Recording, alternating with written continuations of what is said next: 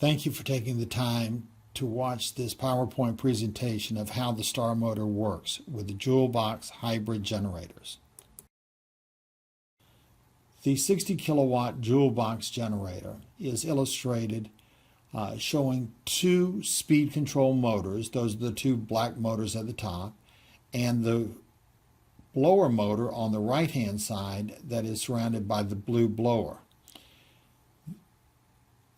All three of these are Star motors that are ultra efficient, high quality, and proprietary motors to this technology. We start off with the blower motor that is sending high pressure wind into the wind turbine that is turning a center shaft. We found out that once the wind turbine gets up to full speed, it uses very little additional power to maintain that speed. So on the bottom right, you can see that we added a 30 kilowatt DC generator to the blower motor, and this 30 kilowatt DC generator keeps the lithium ion battery bricks in the bottom left-hand corner fully charged at all times. This gives us 30 kilowatts to run all three motors, the two speed control motors and the blower motor. Now, each motor is only drawing about 8,000 watts from the battery brick. And I've had a lot of people say, but you cannot create 40 horsepower from 8,000 watts. That's true. But that's all we need from the battery. What we do is we get the additional power elsewhere, which I will be showing you. Now, as you can see, all of these are connected together through a gearbox, which is the tan square box between the two speed control motors. Now, that has synthetic oil in it that has to be changed according to the gearbox manufacturer once every 3 years. But we say to change it every year. But that's the only time during the year that we need to shut the system down, is to take the plug out of the top, the one out of the bottom, drain it out, put a fresh half liter in there, and then start it right back up. This is high viscosity synthetic oil. And the third leg of that gearbox is connected to the 60 kilowatt AC generator that is in the middle on the bottom, that is pictured in gray. So that 60 kilowatt AC generator, that is the net output. The net output is through this synchronous AC generator that will be turning at 1500 RPMs to produce 50 hertz, and it has an automatic voltage regulator in it, so that it's producing very high quality. But we still take that power that's coming out of that and run it through the power queue, which is our power quality box that is pictured on the left hand side, and that's going to increase the power factor to a 97 to 98% power factor, along with providing the THD or total harmonic distortion of less than 5%. So the power that is being produced is the highest quality possible. The key to it is how we create the horsepower that is going to turn all three of these motors on a continuous basis 24/7. Horsepower is torque times RPM divided by 5252.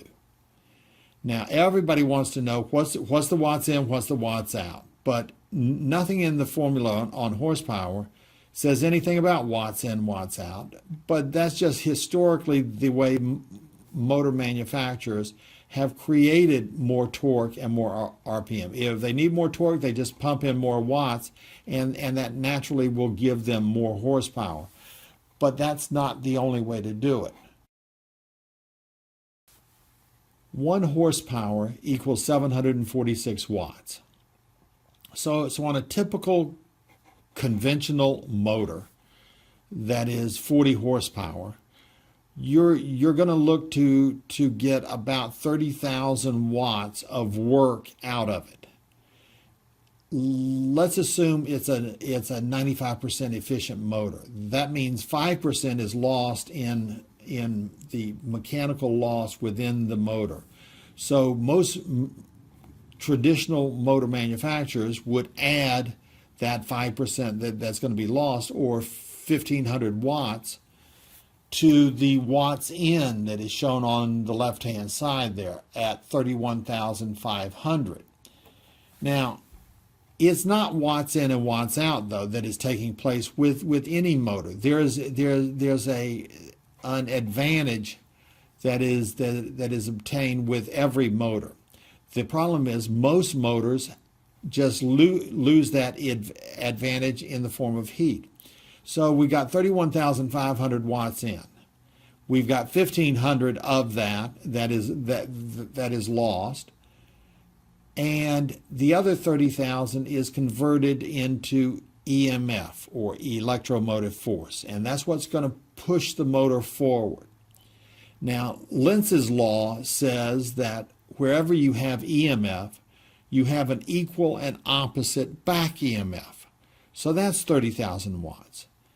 And those go in opposite direction, and in most motors that back EMF is converted into heat and is lost, and they just don't calculate that, but we certainly know that it takes place, because if you've ever tried to touch the top of a 40 horsepower motor under full load, they run at between 80 to 100 degrees Celsius. So that cannot be explained with the 1,500 loss from the 5% inefficiencies, because 1,500 watts, that's a hair dryer, and if I put a hair dryer on the bottom side of a big 40 horsepower motor with a 1/2 inch solid steel casing that's acting as a heat sink, there's no way that the top of it would ever get hot. The only way that it gets hot is because it is taking that back EMF and converting it into heat, and you still get 30,000 worth of work out of it. So the motor manufacturers have taken the position for years that that's too complicated to explain to their customers, so they just say the EMF and the back EMF cancel each other out, so they're not going to count them. But of course, that's not what's taking place. But it's much easier for them to calculate just watts in, watts out, and then compare themselves to all the other available motors. But we know that energy cannot be created or destroyed, and that's according to the laws of thermodynamics and the conservation of energy. And because of that, if we can grab hold of that energy in the back EMF before it's converted to heat, and combine that with the 8,000 watts that we take from the battery, shown in the bottom left, that gives us 38,000 watts to get 30,000 worth of work out of it. Now, capturing that back EMF is something that was not possible 5 years ago. It is the high-speed, high-voltage, high-amperage switches, silicon carbide switches, that have only been available for about 5 years, that allow us to redirect and to in essence capture the back EMF and that's how we are able to produce 30,000 worth of work out with a 40 horsepower motor, only using 8,000 watts from the battery, because we're combining that with the 38,000 watts from the back EMF. The next picture shows the inside of the Star Motor during the assembly process. And what you see there are 10-inch stacks of laminations of electrical steel. Now, this is electrical steel that is the same stuff that is used to make transformers. And it's got little silicon lines printed on each sheet. Now, that 10-inch stack is over 1,000 individual pieces that are laminated together. So the size of the magnetic field that's being carried inside of this motor is absolutely huge. The next picture shows the inside of the motor with the 6 windings, and in between each one of the windings you can see an NS there at about 7 o'clock, at 9 o'clock, and at about 10 or 11 o'clock. You can see the north-south. Now, those are permanent magnets. They are N50 neodymium permanent magnets, and each one is strong enough to pick up 1,000 pounds.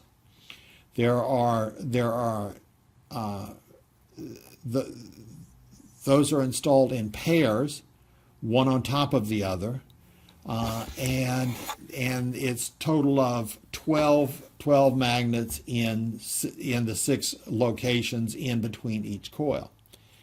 Now, I'll try and explain how the flux is directed in this motor, which is unlike any other type of motor. And this is a 6/4 switch reluctance motor. You can see the stator has 4 poles on it, and then there's 4 blank spaces there. If the point on the right-hand side of the blank space, right between the blank and the solid, is right in the middle of the V that's in front of the coil, then that's when we turn the charge on to the coil. What takes place at that point is the magnetic coil flux travels down the stator arm on the right-hand side, and that's because that's the only place that it can travel, because on the left-hand side of the stator, and I'm talking about the coil that's at about 8 o'clock, the side of the stator on the left-hand side of the coil would be facing an open space in the rotor, so it can't travel down that path.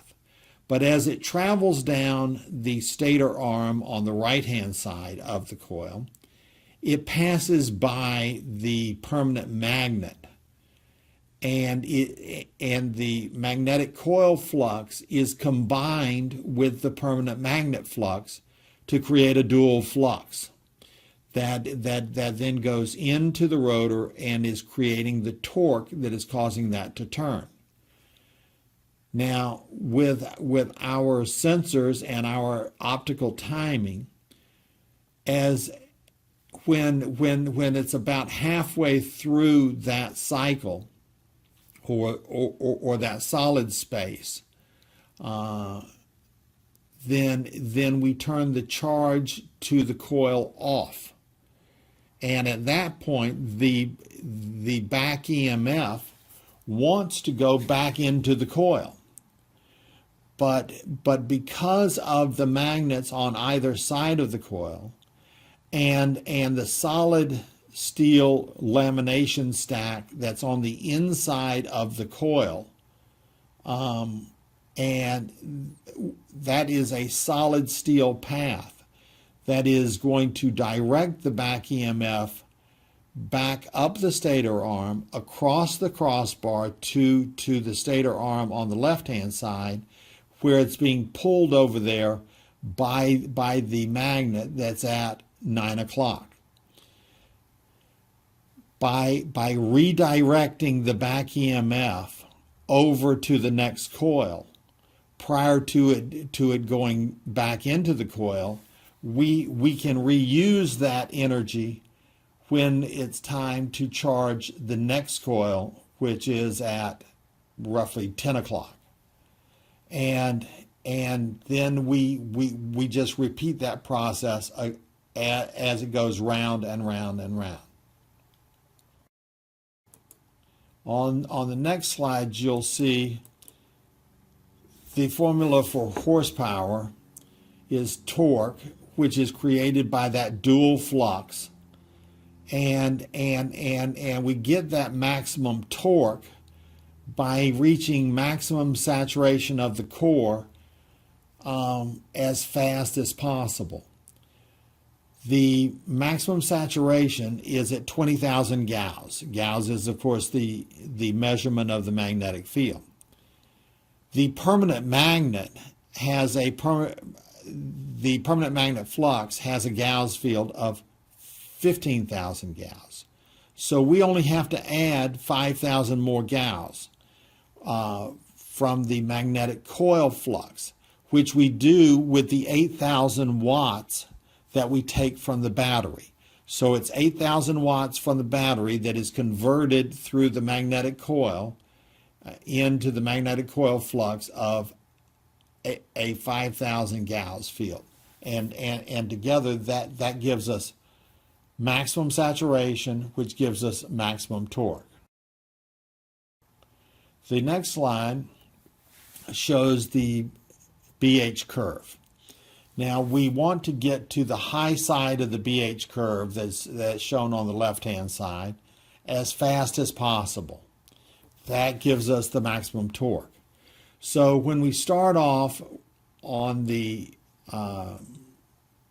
right-hand side at point D, then we go up to the high side at point A when we turn on the charge to the coil.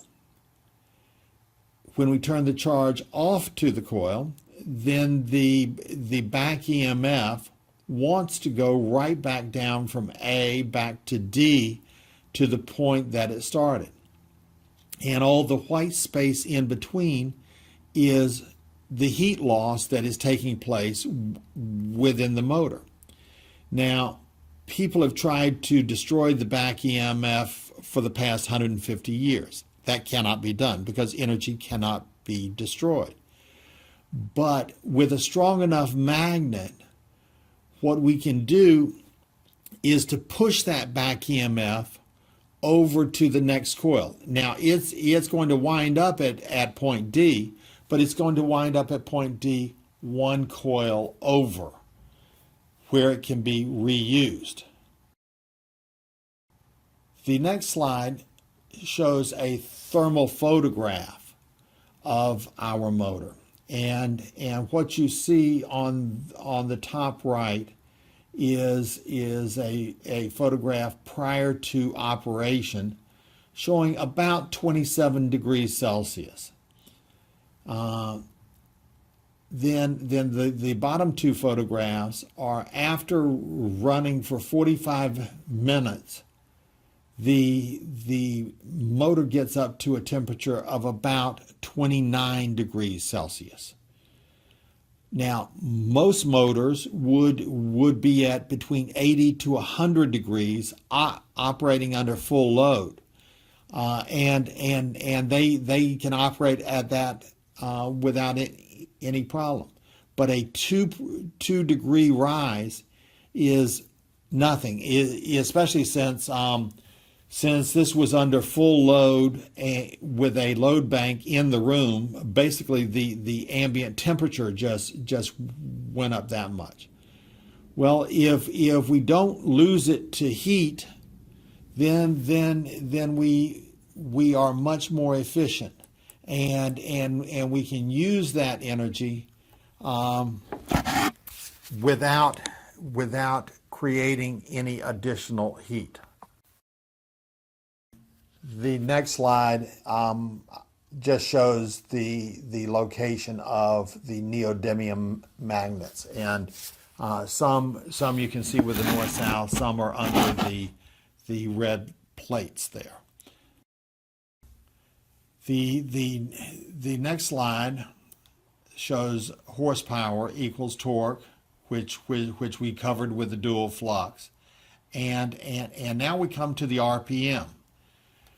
Now, the back EMF is 100% resistance.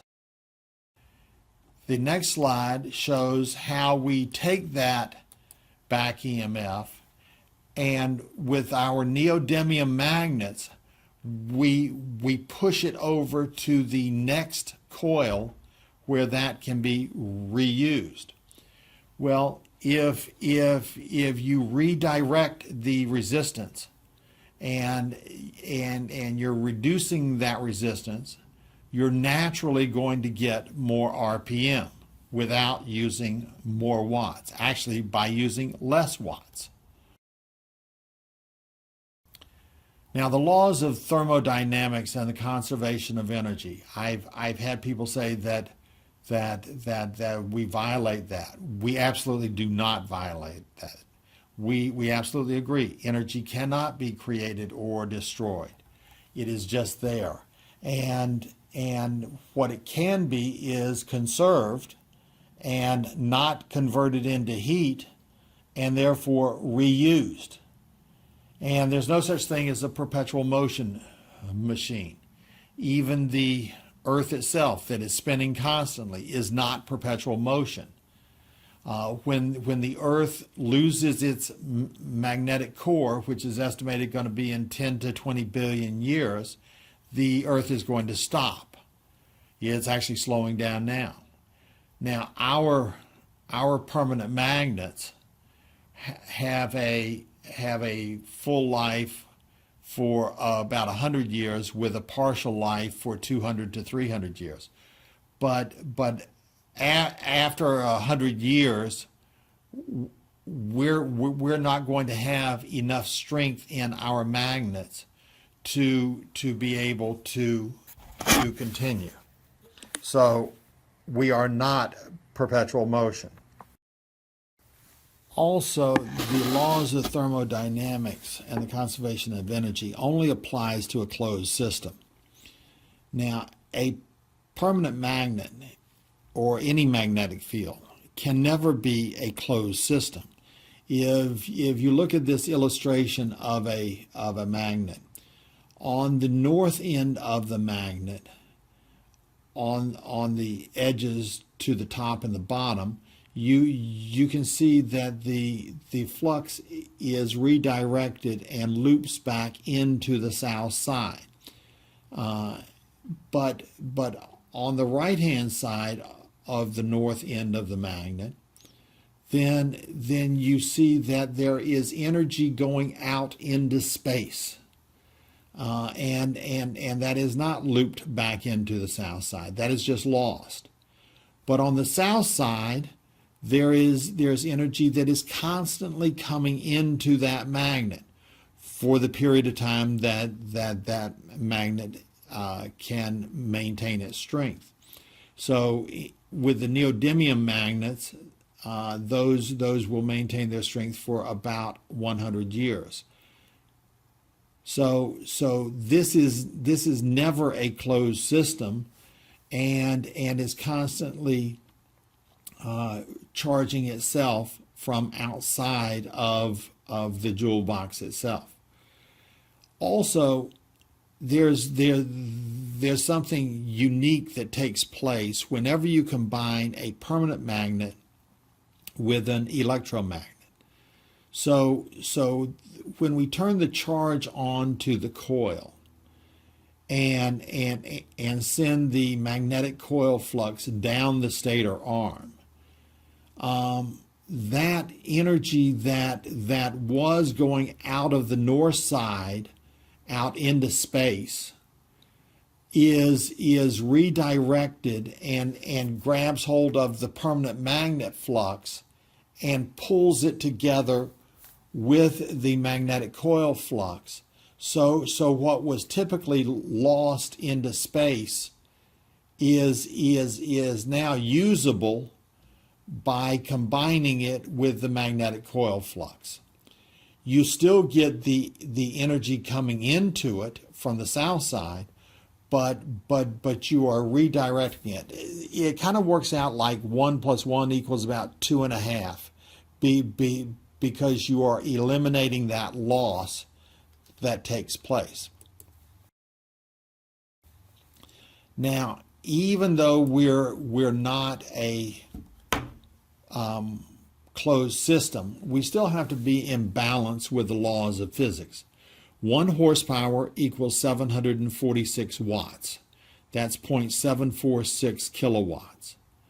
On our 60 kilowatt joule box generator, we have 3 40 horsepower Star Motors. So that's a total of 120 horsepower on the shaft.